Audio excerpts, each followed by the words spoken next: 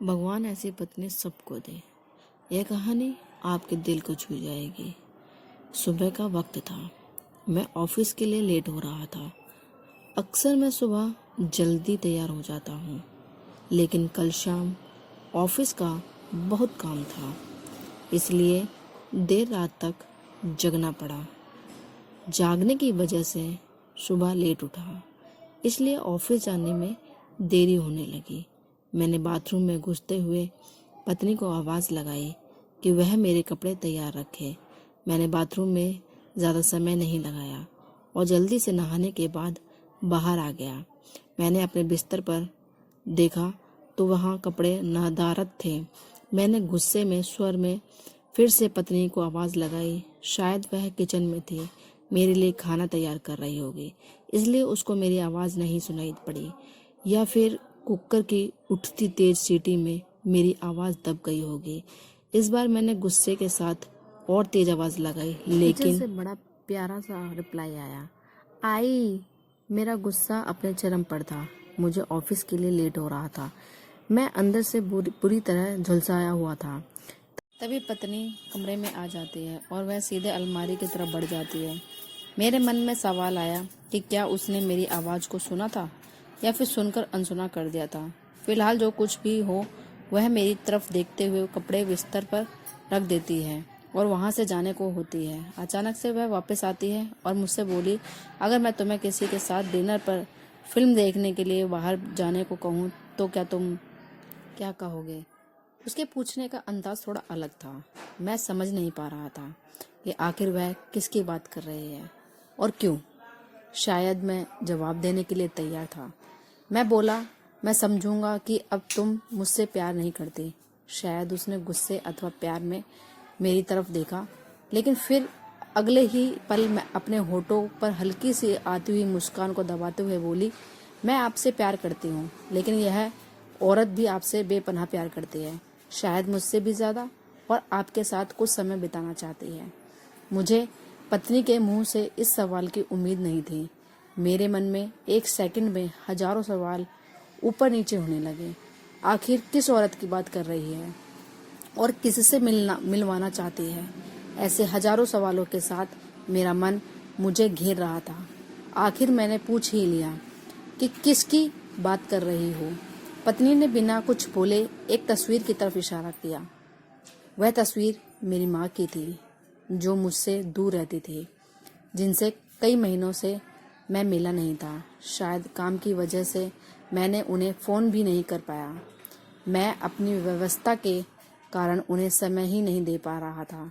मैंने पत्नी की तरफ देखा। पत्नी ने मुस्कुराहट के साथ मेरा मोबाइल मुझे थमा दिया। मैंने माँ को फ़ोन किया, उनसे रात पर खाने और साथ में फिल्म देखने के लिए कहा। माँ मेरी आवाज़ सुनकर खामोश हो गई। शायद करुण स्वर था, तुम ठीक हो? तुम दोनों बीच में कोई परेशानी तो नहीं? माँ ने पूछा। उनके लिए मेरा एक का एक तरफ फ़ोन करना शायद किसी परेशानी का संकेत था। नहीं, कोई परेशानी नहीं, बस मैंने सोचा था कि आपके साथ बाहर जाना का एक सुखद एहसास होगा। मैंने जवाब दिया और कहा, बस हम दोनों ही चलेंगे। उन्होंने इस बारे में एक पल के लिए सोचा और फिर कहा, ठीक है। शुक्रवार की शाम को जब मैं उनके घर पहुंचा तो वह मेरा इंतजार कर रही थी। मुझे देखकर उनका चेहरा खुशी से चमक उठा, जैसे वर्षों से खोई कोई दौलत अकस्मात उन्हें मिल गई हो। मैंने माँ के पैर छुए और उन्हें गाड़ी की तरफ ले जाने लगा। वह बार बार मेरी तरफ देखकर हल्के हल्के मुस्कुराकर गाड़ी की तरफ बढ़ रही थी। कार में माँ ने बताया कि उन्होंने अपनी एक दोस्त को बेटे के साथ खाने के लिए बाहर जाने की बात बताई है। वह काफ़ी प्रभावित थी। फिलहाल हम माँ के पसंद वाले रेस्टोरेंट तक पहुँच चुके थे, जो कि देखने में अब भी अच्छा और आरामदायक था। अंदर जाकर हम दोनों एक बैठे। मैंने पास में मेन्यू को उठाया और पढ़ने लगा। एकाएक मेरी निगाह माँ पर पड़ी। वह अभी भी मुझे देख रही थी, लेकिन इस बार वह मुस्कुरा नहीं रही थी, वह उदास दिख रही थी। शायद मेरे मेन्यू पढ़ने दिया। मैंने माँ से खाने के लिए पूछा। उन्होंने मेन्यू की तरफ इशारा करके मुझसे कहा, तुझे याद है जब तू छोटा था और हमारे साथ बाहर खाना खाने आता था, तब मैं भी तेरे लिए इसी तरह मेन्यू गौर से देखती और तेरे लिए अच्छा सा खाना ऑर्डर करती थी जो तुझको पसंद था। लेकिन अब वक्त बदल गया है, महंगाई भी बहुत हो गई है, तू शायद मेन्यू में कुछ नया देख रहा हो।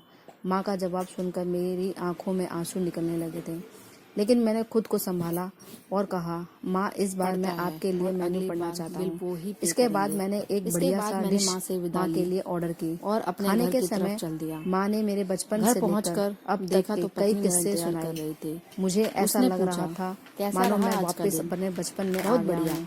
मुझे उस समय इतनी खुशी हो रही थी मानो सारी कायनात इसके आगे फीकी हो। बातों ही बातों में समय का पता नहीं चला। मैं माँ के साथ थोड़ा और वक्त बिताना चाहता था, अचानक लेकिन अंधेरा हो चुका था और माँ को उनके घर छोड़कर मुझे वापस अपने घर भी जाना किया था। इन शब्दों का मतलब बाद में समझ आया, लेकिन फिलहाल मैं माँ को लेकर अपने व्यस्त घर पहुंच समय की वजह से अब वक्त था माँ से विदा लेने का। माँ ने एक उम्मीद के साथ मेरी तरफ देखा और कहा कि अगली बार मैं उन्हें बिल का पेमेंट करने दूं और अब वो मेरे साथ दोबारा डिनर के लिए आना चाहिए। मैंने मुस्कुराहट के साथ एक लिफाफा मिला। माँ जब लिफाफे में उसी रेस्टोरेंट का एडवांस पेमेंट की रसीद के साथ माँ का एक खत था जिसमें माँ ने लिखा था, मेरे बेटे, मुझे पता नहीं कि मैं तुम्हारे साथ दोबारा डिनर पर जा पाऊंगी या नहीं, इसलिए मैंने दो लोगों के खाने के अनुमानित बिल का एडवांस पेमेंट कर दिया है। अगर मैं नहीं जा पाऊँ तो तुम अपनी पत्नी के साथ भोजन करके जरूर आ जाना। उस रात तुमने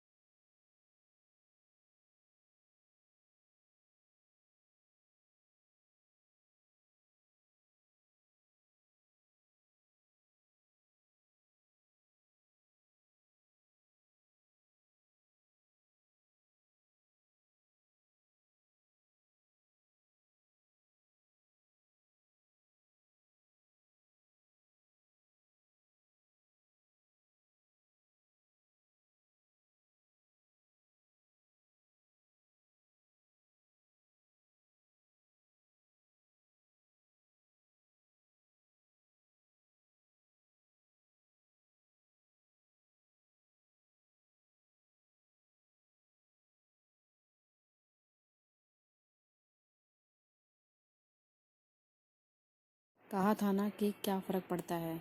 मुझे जैसी अकेली रहने वाली बूढ़ी औरत को फर्क पड़ता है।